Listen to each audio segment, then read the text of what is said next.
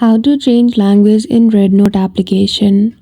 Hello everyone, welcome back to our channel, and today we are back again with a new video. So without any delay, let's get into it. For that, firstly open Rednote application, log in with your account details and go to the profile section at the bottom right corner. There you will see the option of setting gear icon. Click on it. In setting, go to general settings at the top.